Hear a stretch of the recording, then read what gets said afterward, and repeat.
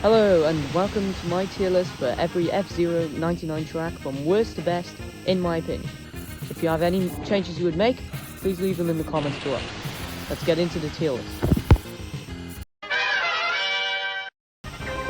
At number 15, we have Mute City 1. I don't like Mute City 1 on a track standpoint and on a fairness standpoint. I like the music though. It's very bland, Fox is dominant 90% of the time, and it's just hard to win on it with any other machine against a bunch of Foxes. It's really just a track where Foxes can just grind out wins. On our number 14 spot we have Mute City 3. It's better than Mute City 1, slightly. The mines add some difficulty if you hit them, but other than that, it's the exact same thing as Mute City 1. It's bland, it's boring, and it's hard to win against 15 Foxes with any other machine. Again, it's another track where Foxes can just grind out wins. On our number 13 spot we have Mute City 2.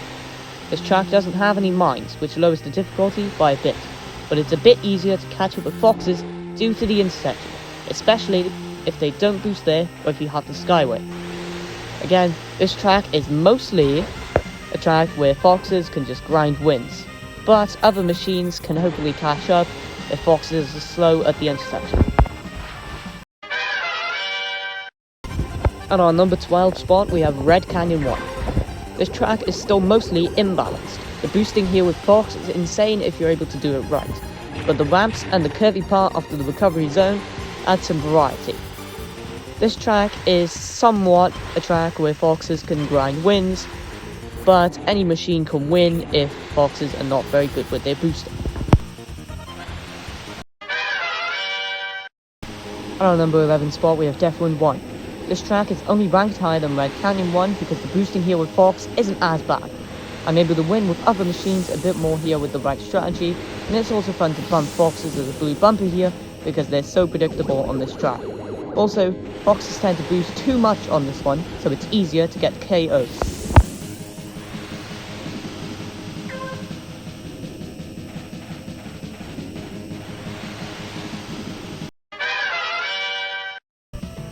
On our number 10 spot we have Sand Ocean. Finally, some variety. Front running this track with the Fire Stingray is like cruising on a motorway with no traffic. It's so fun. This track is very windy, however the music isn't as memorable. On our number 9 spot we have Big Blue. I love the music on this track. Half the time I play this track I end up singing this song. It's also got a bit of variety with the ice, which not many tracks have.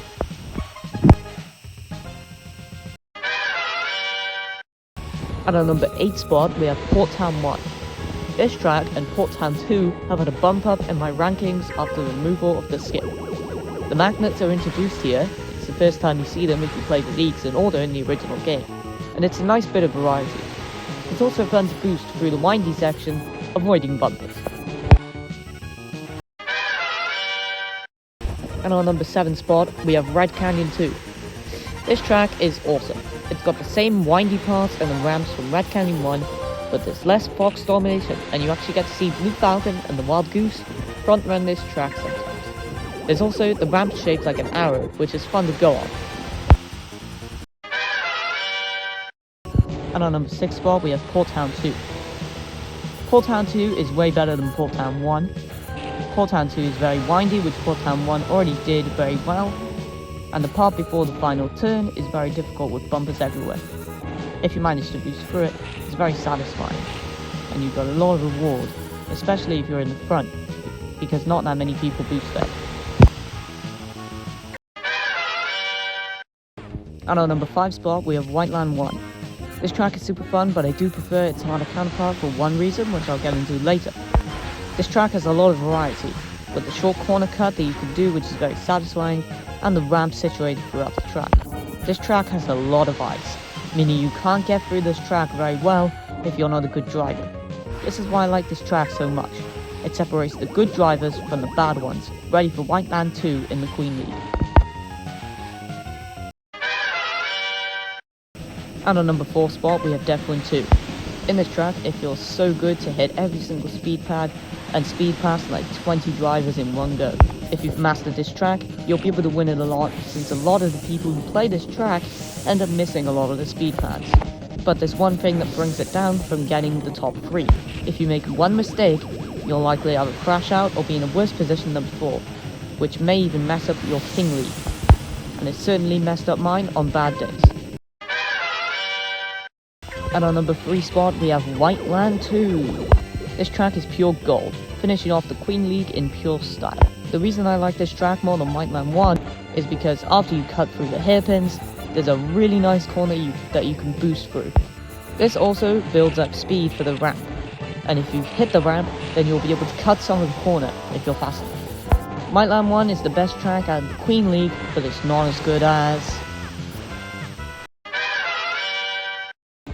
In our number 2 spot, we have Firefield. Firefield is an amazing track. All of the sharp turns, the hairpins, the chicane that's messed up so many people's King League runs.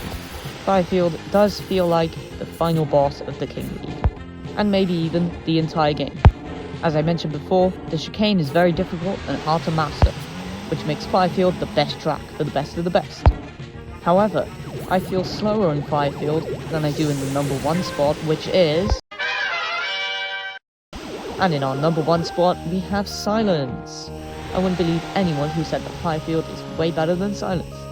Silence's chicane is way better than Firefield's, and it's so satisfying to boost through the last turn after you make it past the chicane.